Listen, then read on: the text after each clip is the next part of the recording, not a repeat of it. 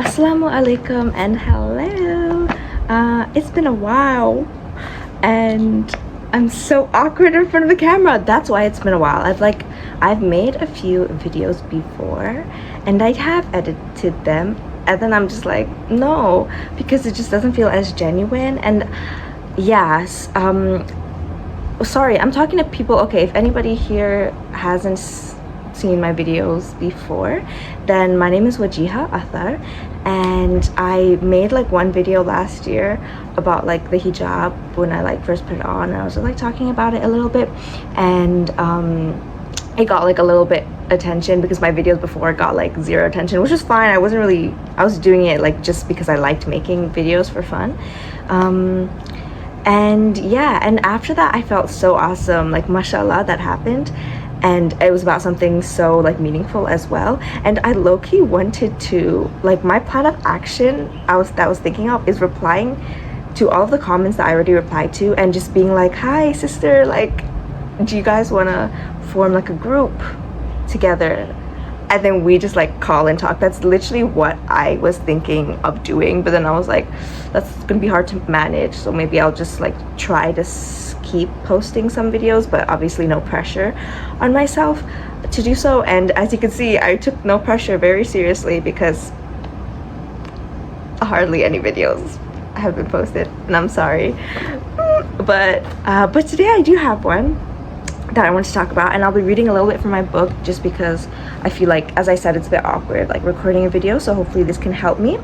Let's get into it. I'm basically going to be talking about it used to be kind of a taboo topic a couple of years ago, but now I think majority of the Muslim community has kind of accepted it, and the topic is about like mental health, mainly depression and like depressive slumps, or yeah, like seasons of depression. So okay, I wrote a little like thing about it just real quick. I don't know what to call this, like a poem. I'm just a journal entry about it, like when I first thought of it, this thing. Okay, so opportunities present themselves on our doorstep right when we put a do not disturb card on the handle, right when our ambition has seemingly depleted ourselves. Signs light up from outside our window when we are lying in our bed, imagining everything that must be blocking our path, but never looking out the big clear window and seeing the empty road ahead. Depression feels like it steals, feels like it separates my heartbeat into pieces and then leaves them to find each other again, beating at different frequencies. But how can I dip into this state, walk into my room and want to never come out, when the world still turns and other hearts still yearn to see me okay again? This is how I try. At any moment we can go, leave our body the way people remember it, and turn off our soul forever. Our soul, our ruh, a breath of life from divinity, from something that owns everything around us, inclusive of what caused our depression and what brings us out of one. The way I've experienced life tells me that it would be an injustice to my ruh and my body to separate in a tragic state. I know it's very emo to be like, okay, the thing that will help me when I'm in a depressive state is to be like, you could go right now, like by obviously not your will. And it's just kind of tragic to leave that way, because like every moment counts. And moments aren't just like each second. Moments are feelings that you get into and get out of. They're things that you say, they're dreams that you have, and actions that you take. And I'll be more specific on what I mean by like, this is how I, stay out of that, because it's easy when you're feeling okay to say to yourself that next time I'm just gonna be okay. I'm just gonna tell myself that, you have to get up and you have to keep on going. But obviously when you're in that state, if you're watching this video, you probably know it's really hard to do so. So yeah. So one thing that I do is, okay, when we're feeling bad negatively or having bad mental health, we think about all the things that we've done wrong, all the things that we could do wrong, everything that we don't appreciate about ourselves. And even like in general, it's harder for us to do good things to ourselves, and it's much easier to do bad things to ourselves. Like like you could, it's so much easier to just not do 30 more extra minutes of studying or 30 more extra minutes of the walk that you were on. It's so much easier to just turn back and be like, no, I'm not going to do that. And instead I'm going to, like not do things that nourish my body and my mind. And it's much harder to do 30 more minutes of anything that must be good for you. So instead you can like give, because it may not feel easy to do things good for yourself, then maybe give to other people the way that you would feed your body, nor to nourish your body. Nourish other people and make them feel good. Like in little ways, because sometimes, people can't tell. Maybe your friends will be able to tell that you're not okay, and maybe you're not like your genuine self. But maybe a stranger won't be able to tell. You can do something a little nice for them to uplift yourself.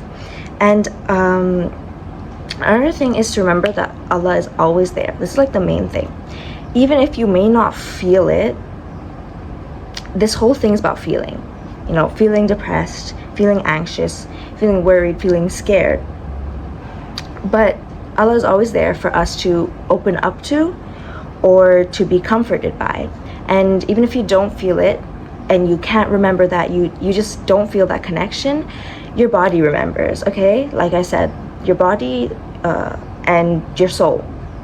So your body will remember. Like doing dhikr, it will realign your body. Like it will make you feel better. I always do dhikr when I'm feeling like anxious about something. Like if you think about it, it's similar to the things that people tell us to do. When they tell us when we're feeling really anxious to count backwards, like from 50 to like 0, just count backwards.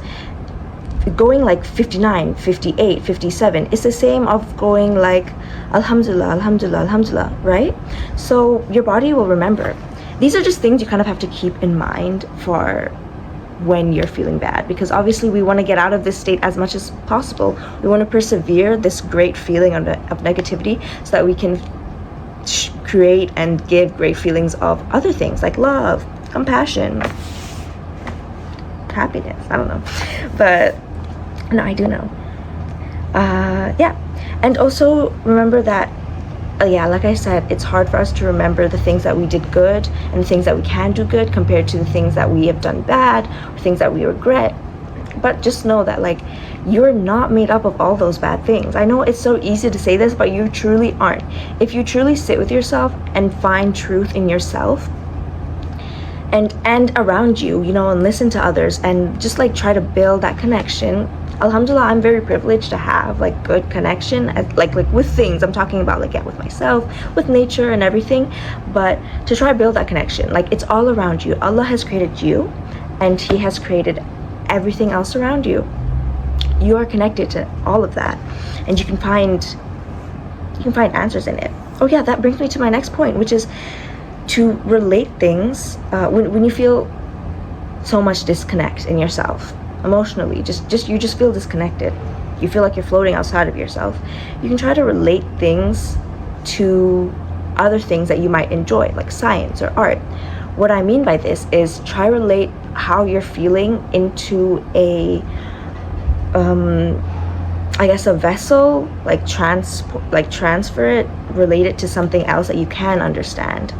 Like the reason I came up with this was because when I was in school and I was trying to memorize a lot of biological processes for biology class, I would relate it to, like, I don't remember what it was. I think it was like translation, something to do with like amino acids, I think. I can't really remember. Or the heart. I honestly can't remember. But I was relating it to airport security systems. So kind of do that to yourself, I guess, not in a sad, romanticizing your sadness kind of way, but just in a way to help you feel a little less alone. Because sometimes you just feel so alone, and to know that there's something out there that acts like you do when you're feeling in the state makes you feel better. And then sometimes you can look for answers. You can see that, okay, how does this system or this kind of like idea that I'm coming up with, if you're relating yourself maybe